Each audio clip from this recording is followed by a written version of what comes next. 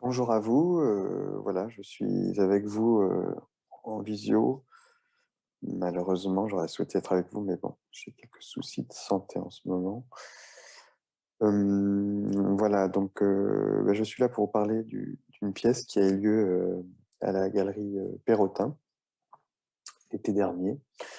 Une pièce qui est née avec une discussion avec Thomas Schlesser, qui est le directeur de la fondation Hartung. Et cette idée était toute simple, en fait, c'était suite aux différents projets que j'ai pu réaliser, qui sont d'habiter un ours, d'habiter une pierre, de couver des œufs, de vivre au sommet d'un mât, de marcher sur les nuages. Voilà, cette pièce d'ailleurs qui est en ce moment présentée au Magval. Donc si vous avez, pendant un an, donc si vous avez un peu de temps, n'hésitez pas à aller jeter un petit coup d'œil dans ce musée magnifique. Voilà. L'idée était de se dire, mais pourquoi en fait, en tant qu'artiste, comment dire, j'irais dans des lieux, voilà, pourquoi voilà, je n'irais que dans des lieux qui seraient à l'extérieur, dans le monde, tout ça, enfin voilà, mais et pourquoi pas ne pas prendre à bras le corps le sujet de ce qui fait œuvre, en fait, de ce qui fait l'œuvre. Et comme ça est née cette idée d'aller habiter, voyager dans un tableau, et un tableau d'Hartung, un tableau que je connaissais pas au départ parce que c'était un peu cette idée, c'était donc du coup l'idée c'était de construire une capsule comme ça et s'encapsuler et de comme on fabriquerait finalement une capsule spatiale pour aller sur la Lune ou sur Mars ou dans l'espace ou dans les profondeurs les plus abyssales des océans, et de partir et de faire l'expérience d'un voyage et d'une constellation autre que celle, où est notre quotidien. Voilà. Et à partir de là, donc du coup, on a mis en place ce projet autour d'une œuvre d'Hartung, comme je disais tout à l'heure, que je ne connaissais pas et que j'ai découvert le jour où je suis rentré dans cette capsule. Alors, pour nous aider, voilà, je vais partager mon écran pour qu'on ait quelques images. Voilà. Donc cette œuvre que voici, c'est T 1989-A40. Voilà. C'est une des dernières œuvres de la fin de la vie d'Hartung. Voilà, une œuvre qui est assez, que je trouve assez complexe par rapport aux autres, parce elle est nourrie de plein enfin, de mon idée, de plein de points de vue très différents. Il y a une sorte de retour, je trouve, sur une production qui a été faite. Voilà, donc, du coup, voilà. Donc pour ce faire, on a fabriqué cette, euh, cette pièce, du coup, en fait, qui était, voilà, ce que je me posais la question, je me disais, ben voilà, c'est une sorte de voyage en soi-même, c'est-à-dire qu'est-ce que c'est la peinture? C'est cet espace, en fait, qui existe entre le regardeur et l'objet peint, et c'est ce voyage entre les deux qui se fait. Et donc, du coup, pour ce faire, j'ai j'ai fabriqué une seconde peau, une peau d'aluminium, voilà, qui était en fait une copie de moi-même. Voilà, un scaphandre en fait en aluminium qui reprend aussi toutes les pratiques de la sculpture, avec ce cône de vision qui était braqué directement à même la toile, ce qui fait que rien ne pouvait jouer de l'extérieur, me déplacer mon attention du tableau. Donc là, ce que vous voyez là, ici en vert, c'est le tableau. Voilà, là, c'est le cône qui permet le regard. Et voilà comment, en fait, je suis à l'intérieur de cette pièce installée. Alors, cette pièce a été réalisée c'est-à-dire qu'on a fait une captation 3D de moi assis, après qu'on a un peu homothétisé pour que je puisse, en fait, m'y installer. Et, euh, et ce qui nous intéressait, bien entendu, dans cet rapport au regard et de savoir, en fait, comment les choses se produisaient de l'intérieur, eh ben, c'était en fait d'enregistrer tout ce qui se passait en tout cas une partie de ce qui se passait dans mon cerveau. et avec un système EEG que Sylvie a mis en place pour qu'on puisse en fait avoir des données à conserver et à étudier. Voilà. Donc, ce qu'il faut savoir, c'est que cette pièce, ben voilà, c'est 7 jours enfermés, voilà, à la Galerie Perrotin, et 7 jours dans le tableau, avec le tableau, comme une sorte de voyage en fait. Alors pourquoi 7 jours? Tout simplement parce que souvent 7 jours, je trouve que c'est le... Si vous êtes une journée ou deux, vous êtes une sorte, je dirais, vous passez comme un flâneur ou comme un touriste, qui est très agréable. Mais je trouve que c'est intéressant au moment de dépasser cette pratique et du coup d'être tout au tableau, tout à l'œuvre et totalement absorbé. Donc c'est que 7 jours assis aussi dans cette pièce, dans ce personnage, en fait, dans mon double, voilà, et de vivre d'une certaine manière ma vie intérieure, en fait, voilà, c'est-à-dire de profiter plus de cette, enfin, je dirais plus de cette vie intérieure, en fait, en tout cas d'en être plus la petite partie que le tout. Voilà. Donc voilà l'œuvre. Voilà comme elle se présente au premier regard. Au premier regard. Alors voilà, comme je disais, c'est plusieurs éléments qui se mêlent. Et ce qui est très étrange en fait, c'est comment en fait ce voyage va se construire au fur et à mesure euh, dans, dans cette performance. Euh, Au tout début, voilà, bah, vous voyez, il y a un dessin qui est très marqué, une gestuelle qui est très forte, et puis avec un fond en fait qui est beaucoup plus soluble en fait, qui semble toujours pouvoir s'animer, se réactiver. Et ça, c'était assez fort parce que au départ, le trait a une très grande puissance, et puis il était très, je dirais, j'en voulais presque à Thomas un peu de m'avoir choisi ce tableau parce que euh, il structurait énormément la toile. Et ce qui fait que quand vous êtes dans quelque chose de très structuré dès le départ, c'est quand même assez violent. C'est une sorte. On vous oblige, en fait, un peu. À la différence de, par exemple, des pièces comme dans la pierre, où j'étais enfermé dans un rocher, où là, les choses sont plus de l'ordre du minéral et sont volubiles. Voilà. Donc, comme vous voyez, cet œil un peu central qui tient quand même la structure, qui est très au centre du tableau, du coup, qui vous oblige à vous concentrer comme ça. Mais c'est là aussi la force aussi du voyage et du psychique et de notre chimie et notre intelligence de survie et de notre quotidien, qui petit à petit va faire disparaître tout ce trait pour ne laisser, je dirais, que une sorte de paysage beaucoup plus en mouvement. Qui, et ça, je trouvais ça assez incroyable. C'est tout à coup comme mon œil, enfin voilà, mon cerveau arrivait à faire abstraction de quelque chose euh, qui peut-être engourdissait mon rapport à la pièce, qui faisait qu'en fait, il y avait toujours cette distinction entre moi et l'œuvre qui plaçait en fait comme si l'écriture du tableau, enfin la partie plus calligraphiée, faisait qu'en fait, il y avait un lien qui se faisait à distance.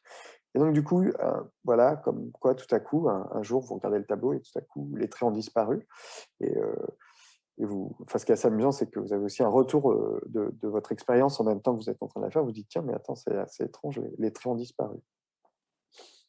Et du coup, on est face à ce paysage, du coup. Et c'était vraiment... alors, ce qu'il faut savoir, c'est que comme j'étais dans la tête de ma tête, enfin, comme j'étais la tête aluminium de ma tête, du coup, il y avait cette... alors, malheureusement, je n'ai pas d'image à vous présenter, mais ça faisait une sorte de caverne, en fait, voilà, une sorte de caverne en aluminium. Et c'est comme si je voyais tout ce paysage de l'intérieur de la caverne. Et alors, au départ, vous dites, bah oui, c'est un tableau, voilà, c'est de la 2D. Mais petit à petit, en fait, lorsque les choses commencent à disparaître, lorsque aussi toute cette partie que vous voyez là se met à vibrer, en fait, elle a des vibrations très, très aléatoires, quelquefois, enfin, je vais vous montrer un peu les modifications qui peuvent arriver. Bah, du coup, ça constitue une 3D. Vous rentrez dans une 3 dimensions et vraiment dans un paysage. Et j'avais vraiment l'impression quelquefois d'être arrivé par d'avoir été propulsé par une fusée et d'avoir été amené sur cette planète, la planète Artung, et voilà, et que je découvrirais comme ça, et que je venais juste de poser le premier pas sur la planète. J'en avais une connaissance, bien entendu, via la collection, mais comme, vous voyez, comme si on visitait une collection et on était en train de se préparer pour un voyage. C'est-à-dire on fait plein d'exercices avant de partir dans l'espace. Et ben là, c'était pareil. C'est-à-dire qu'on fait plein d'exercices à la Fondation Artung. On regarde des œuvres, tout ça, mais on les regarde comme ça. C'est comme si on préparait toute son expérience, tout son exercice. Et une fois qu'on est dedans, ben là, c'est autre chose. C'est-à-dire qu'on n'est plus du tout dans cette distance, on est vraiment dans la matière, je dirais, dans le côté vaporeux, dans la poussière, dans les vents qui agitent cette planète, voilà, les lumières, les luminosités. Et ça, c'est aussi assez fort parce que, par exemple, ça, c'est la nuit. Ça, c'est lorsque la nuit tombe dans le musée, enfin dans la galerie. Et ça aussi, c'est fort, c'est-à-dire que tout à coup, alors, ce qu'il faut savoir, il y avait peu de lumière dans l'intérieur de ma capsule, de mon double. Et du coup, le rapport au temps, c'est à vous un peu de le reconstituer. Alors, bien entendu, je ne suis pas non plus hors du monde parce que je suis dans une galerie, donc du coup, j'entends quand même légèrement les gens passer, tout ça. Voilà, donc je subodore qu'on est le soir, on est le matin, on est la journée. Et puis bon, il y avait aussi un autre personnage qui était la femme de ménage de la galerie, qui était très touchée par cette pièce et qui, du coup, venait le matin me parler. Ça, c'était très amusant. Et les gardiens aussi, le gardien qui était là, qui venait me parler. Donc, du coup, qui faisait ce retour, ce reset à chaque fois, qui me faisait revenir je veux dire, entre guillemets, au réel extérieur, en fait, voilà. Qui était comme une sorte, une connexion qui me dirait, oui, ici la Terre, tout va bien dans votre voyage artungien. Donc voilà, et ça, c'est la nuit, c'est lorsque la nuit arrive sur le truc. Alors, quelquefois, voilà, les traits reviennent aussi. Alors, je vais peut-être pas revenir sur la partie des représentations, des significations qui se lisent au fur et à mesure avec les traits, parce que je pense que Yves a déjà fait un petit topo sur cette partie-là. Voilà. Et quelquefois, vous avez aussi, c'est-à-dire la structure même du châssis qui apparaît du coup alors, je l'ai peut-être un peu forcé, mais pour que ce soit, voilà, qui apparaît à l'arrière de la toile. Et alors, ce qui est assez marrant, c'est qu'en fait, là, j'ai rajouté toute la structure du châssis, mais dans mon souvenir, on est plus dans l'idée d'un paravent. On est plus dans l'idée d'un paravent japonisant, vous voyez, ce rapport au paysage, en fait, qui est construit, qui se fait, en fait, de beaucoup de vide et de quelques éléments narratifs qui vont comme ça construire, en fait, qui permet au regardeur, lui, de construire ce qu'il est en train de regarder, enfin, ou d'inventer. Et comme une sorte de cheminement dans l'œuvre. Voilà. Et là, du coup, ça restructure aussi le tableau. Et ce qui est marrant, c'est que ça rejoue avec la question du carroyage chez Hartung, qui est au début de sa pratique, qu'il abandonnera après. Donc voilà, toujours le paysage de nuit. Et là, c'est assez fort parce que, donc, du coup, vous avez cette espèce de profondeur, et c'est ça qui était assez intéressant, c'était comment... Alors, je ne savais pas, c'est là la question que je me posais, parce que, bon, alors, il y a beaucoup de voyages aussi, où des moments, on quitte l'œuvre, on est totalement embarqué dans des récits intérieurs, parce qu'il y a Alors, ce qui est assez marrant, enfin, ce qui est assez amusant, c'est que entre Sylvie, les données qu'elle a, qui sont très, voilà, qui sont très structurées, qui structurent énormément le temps, et moi, la sensation que j'ai, en fait, c'est deux choses qui sont très différentes. Mais c'est ça aussi qui est intéressant, c'est de savoir, en fait, comment, en fait, notre structure, elle, nous fait aller jusqu'au bout en bon état, et comment, lui, le cerveau, se balade dans plein d'états seconds. Euh, voilà. Et donc, quelquefois, c'est ce qui peut se passer aussi, ça, c'est par exemple, je dirais, c'est l'équivalent d'un lever de soleil le matin sur la planète T 1989-A40. Voilà. C'est-à-dire que quelquefois, comme ça, le jour se lève, le jour point, et la lumière, tout à coup, apparaît absolument différemment. Et la couleur, elle aussi, est modifiée. Alors, ce qu'il faut savoir, c'est que là, bien entendu, tout est fixe. J'aurais bien aimé réussir à vous rendre cette vibration. Malheureusement, il m'a fallu un peu plus de temps et de travail numériquement. Donc là, voilà, c'est des échantillons, je dirais, de cette sensation. Ce qu'il faut savoir, c'est que tout ça est en mouvement, en fait. Toute cette petite partie, voilà, tout, je sais pas si on pourrait dire des pixels ou tout ça est toujours en mouvement. Et ça revenait aussi à une expérience que j'avais fait en amont avec Thomas Rabeyron, avec une machine qui s'appelle qui est la Dream Machine, qui est une expérience en fait où on vous envoie des flashs comme ça LED sur les paupières fermées et c'est comment en fait comment vous créez un paysage. Alors paysage, c'est assez flou hein, parce que c'est aussi abstrait, mais un paysage abstrait dans lequel vous mouvez. Et là, du coup, c'était cette qualité comme ça de modification. Là, par exemple, vous voyez, on a un moment peut-être plus, euh, peut-être que le soleil s'est un peu plus levé ou peut-être c'est la fin de la journée, j'en sais pas plus que ça. Peut-être que, alors je sais pas s'il y a un soleil sur cette planète, s'il y a 2 soleils, s'il y a 3 soleils. Je sais pas à quelle vitesse elle tourne cette planète. En tout cas, voilà. En tout cas, il y avait des levées et des couchers. Voilà. Donc, voilà pour cette partie. Et ce qui était aussi assez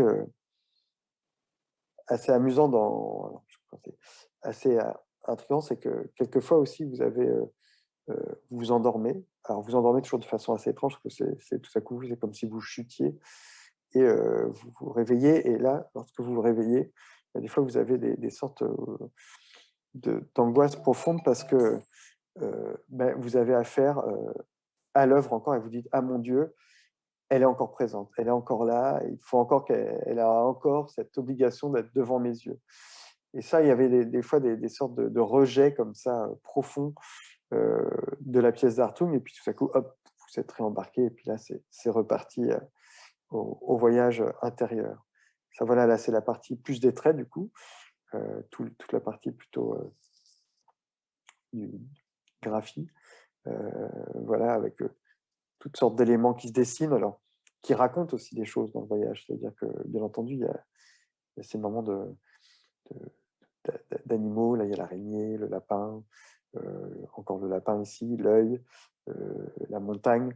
Voilà, en même temps, voilà des sortes de personnages, je sais pas si c'est mythologique, enfin, en tout cas, qui ont une force comme ça, et qui donnent du sens.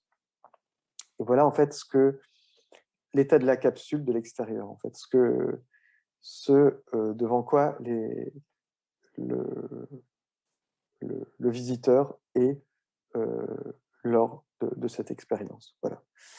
Heu, je je crois que malheureusement je peux pas aller plus loin, j'ai dépassé un peu mon temps.